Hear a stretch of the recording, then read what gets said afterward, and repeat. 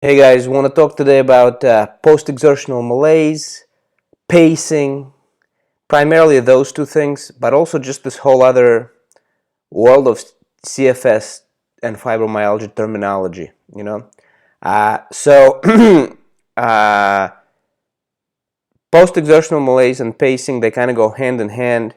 If you're not aware what these things are, you don't need to know about these concepts. Okay, but if you've been in the CFS recovery world for a while, you've probably heard of these things, and maybe you're even very much focused on these things. So post-exertional malaise is, when we do stuff, afterwards we feel like crap. That's what it is. But when it has that name, post-exertional malaise, this kind of medicalized name, it gives it this power. That you feel like, oh, this is this thing, it's this post-exertional malaise that I'm experiencing, right? So that's one thing, is that naming these things and medicalizing them makes them feel scary, makes them feel fixed, like they cannot be overcome, or like they're very difficult to overcome. And that's just not the case. Okay, it takes some effort sometimes to overcome them, but see, the whole recovery is premised upon correctly interpreting your experience.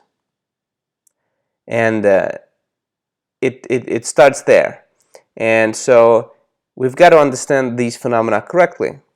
The other thing is pacing. Pacing is the idea that, okay, I have a limited amount of energy, and I should be very careful not to exceed my energy envelope, and if I go above it, then I'm going to experience the first thing, post-exertional malaise, right? And I will have hurt myself, I will have set myself back in my recovery, and that's not good. We want to avoid that. That's the idea behind pacing as generally understood. Now, people have their own takes and stuff, and I'm going to suggest to you that we abandon the term completely, pacing.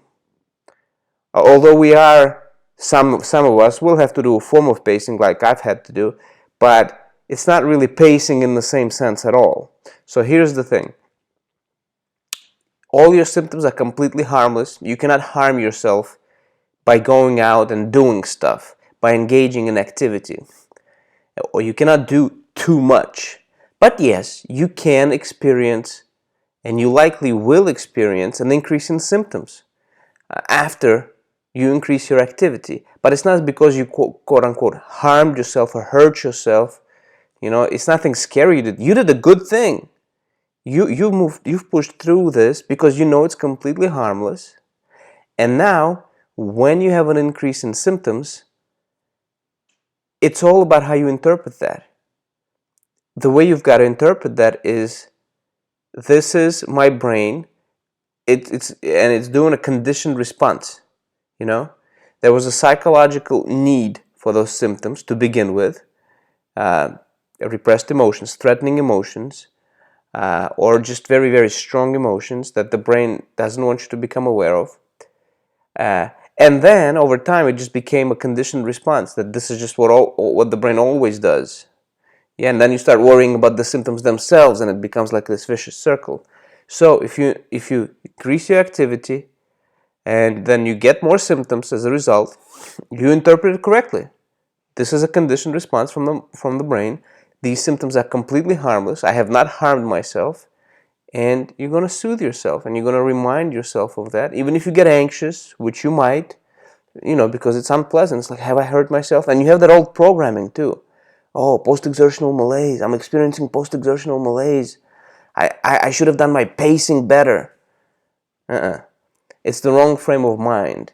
Even though on the surface it may seem similar, what I'm talking about, just increasing your activity and soothing yourself and experiencing symptoms, the meaning is different. So if you go for a walk longer than you normally do, or you're just having a bad day or whatever, and then you have a bunch of symptoms going on, and you interpret it, oh man, I've done too much, I overdid it. Yeah, then you will then experience true post-exertional malaise, because it's kind of a self-fulfilling prophecy. But if you interpret that experience correctly, as okay, I did more activity because I know it's harmless, and I knew I could get symptoms, and I knew they're nothing to worry about. Okay, they're unpleasant. I'll give you that, and but this is nothing to fear at all. So this is why I don't like the concept of pacing as it is typically understood in the CFS world. It is pacing kind of has underneath it the idea that, oh, gotta be careful, gotta be careful. That's exactly the wrong idea. The idea is there's nothing to worry about. You don't have to be careful. Now, you kind of do have to manage your fear, because it is very hard to overcome if you have a lot of fear, because it forms over the years, and gets ingrained, fear conditioning in your brain, kind of like a phobia. If you got a lot of that built up over the years, yeah, you might have to manage that, and you might have to gradually increase your stuff. But I'm not going to say that this is like some fixed way that it has to be. For some people, it can just, once they realize that, oh, and maybe it hasn't been that long, or the way their fear conditioning happened just didn't happen the same way as other people's, and they can just boom and just do their thing and go and whatever. And it also depends on what else is going on in your life psychologically, right? Sometimes you'll get a bigger reaction from the brain, and sometimes you'll have a smaller reaction from your brain. So this is what I think about pacing. I don't like it. I'm not saying, okay, just do whatever you want as much as you want, because yes, you do have to manage your fear, because you can overwhelm yourself theoretically, potentially, but you're not harming yourself physically. You haven't set yourself back. No, no, no, no. So yeah, post-exertional malaise is this medicalized term that I don't like, but it is true that after you do activity, yeah, you can feel worse afterwards, but it's not a big deal. And the same with pacing, the frame of mind it puts you in, I don't like that frame of mind. And so along with that, there's all this other terminology, even the CFS itself and fibromyalgia itself. Yes, on the one hand, they're just kind of descriptive placeholders, for, okay, people who experience these symptoms, will call them CFS and will call them fibromyalgia. But because it's coming from a medical world and because of the medical culture around it, it can make you feel that it's some fixed, serious, mysterious, incurable condition, and you're constantly in a battle with that medical terminology. Like if you're new to this channel, for example, or to these ideas, you're battling these ideas that, oh my God, here I have the weight of the medical culture saying this is an incurable or mysterious or, of unknown etiology condition, and all these patients suffering. And yeah, it's true, a lot of people are suffering because of all this terminology. And on the other hand, you're trying to understand that, okay, these symptoms they're harmless, they're fulfilling a psychological function, and they also come about as a result of fear conditioning, ultimately, eventually, once they've been around for a while, especially. And so I prefer, in my own mind, I just use the word CFS because that's what people use it, and I'm trying to reach people, and it's a convenient term that we all understand.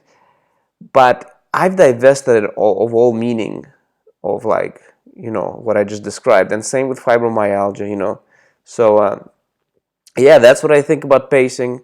That's what I think of all these of post-exertional malaise and of all these other terms, like, I don't know, POTS and all these phenomena. Now, the medical field, they have to do that because there are conditions, many conditions that are serious physical conditions, and you have to be examined by a physician.